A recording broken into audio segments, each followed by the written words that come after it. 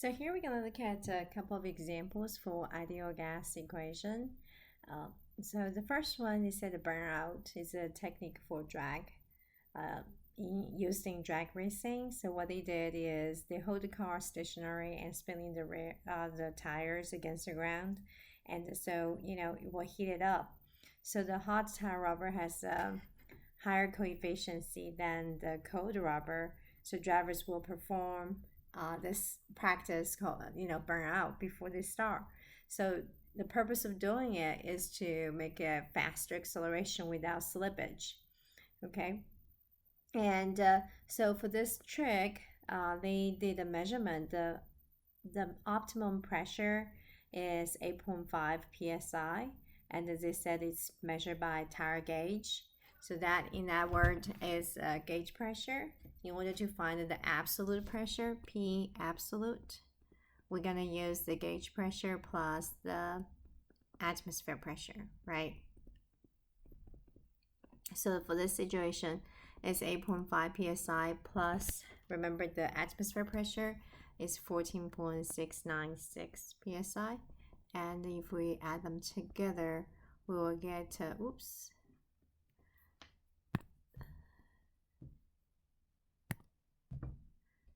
we'll get 23.196 psi. And they said that this particular burnout exercise increased the pressure.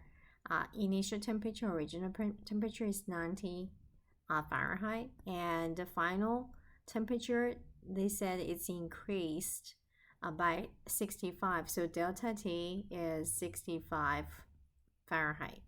Then we can find basically T2 is going to be 90 plus 65. That will give us 155 Fahrenheit. Well, but we cannot use Fahrenheit in our ideal gas equation. We have to change to the absolute, which is Rankine. And so now we can basically say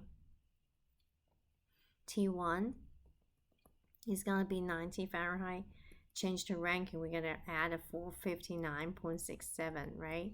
And T2 will be 155 plus 459.67. All right, that would give us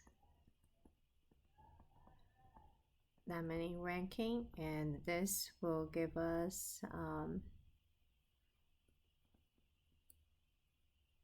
is that right? 67 Fahrenheit. Rankine.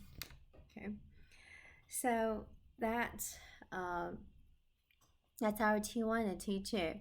Then they ask us what's air pressure should the tire be initially inflated. So that's basically trying to, so that's we need to find out the initial pressure. So we need to find P1. That's our goal. And this absolute pressure, that's the optimum pressure, that's essentially going to be our final pressure. Okay, so that's how do we solve this problem? We know ideal gas equation. Let me see if I can write down here. Yeah, for ideal gas equation, it's P V equal to MRT. I'm going to use this expression. Or I can use PV equal to an RUT, doesn't matter. But there are two different states. When you have two different states, you can write down state 1, P1V1 equal to MRT1. M is a constant because the mass stays constant. R is also a gas constant that does not change for the same substance, which is air here. But for the state 2, we're going to have P2, V2, MR, T2 as well. And they said something important here. The volume does not change. So in other words, my volume here should equal. My V1 is going to be equal to MRT1 over P1. And my V2 is equal to MRT2 over P2. You see where I'm going? I think you learned this in chemistry. In that situation, when V1, for this situation, the constant volume, MR canceled, then you basically just get, T1 over P1 is equal to T2 over P2. Right? So knowing that, we can go ahead and solve this problem.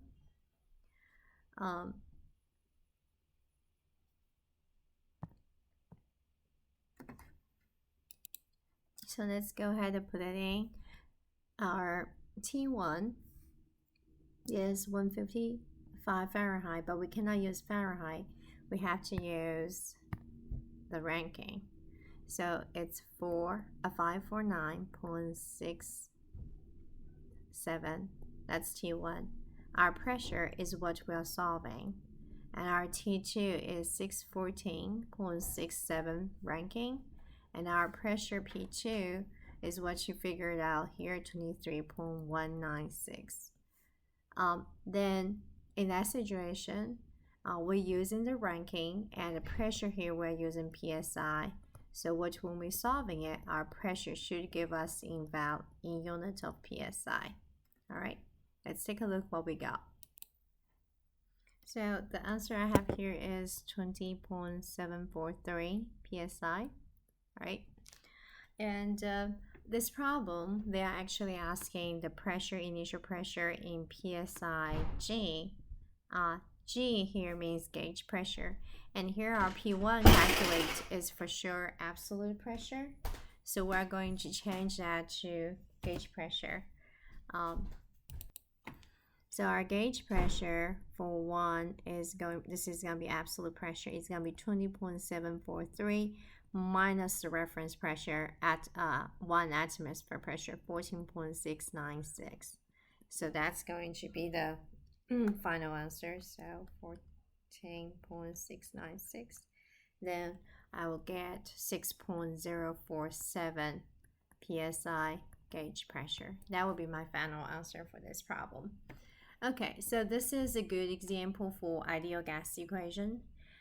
Since the key for this problem is they have two states, state 1 and state 2. And for this situation, they said volume is a constant. Because of that, you can have this equation to relate those two states. So now I want you to extrapolate. If the problem, they tell us if it's the constant temperature. So here make a note. If it is if temperature is constant, what do we have? We'll have P1 V1 equal to P2 V2, right? Something like that. And if they said the pressure is a constant, what do we have? We'll have V1 over T1 equal to V2 over T2. So those are, we have to be flexible and using those equations to help us. All right, that's for this problem. Now let's look at the next problem. It's also from WebWorks. They said the mass is 7 kilograms. They told us it's argon. And it's in insulated rigid container. Volume is given 0.5 meter cube. The temperature in the container is 48 degrees Celsius. Then they ask us to find out the pressure in there. How do we solve that? All right, so argon here, it's going to be ideal gas. Since it's ideal gas, we can go ahead using ideal gas equation. That would be PV equal to MRT.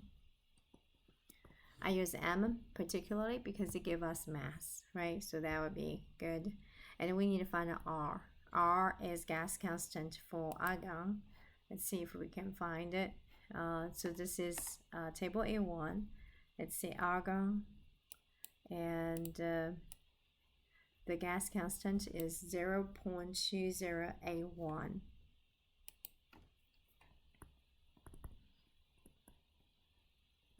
And that's in kilojoule per kilogram per Kelvin.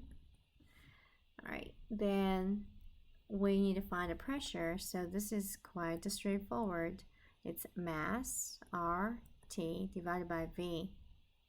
Our mass is given 7 kilograms, and our R from the table A1 is 0.2081 kilojoule per kilogram per Kelvin. And then we're going to times our temperature, and temperature have to change the degrees Celsius to Kelvin, so plus 273. Then what do we have? 321, right?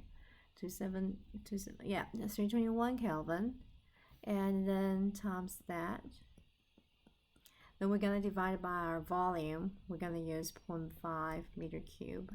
So everything is the right base unit. Then you should be able to cancel out. Then the answer we should get in unit of kilopascal. That's what I'm going to leave for this problem. Very straightforward. And that's for ideal gas equation examples. I'll see you next time. Bye.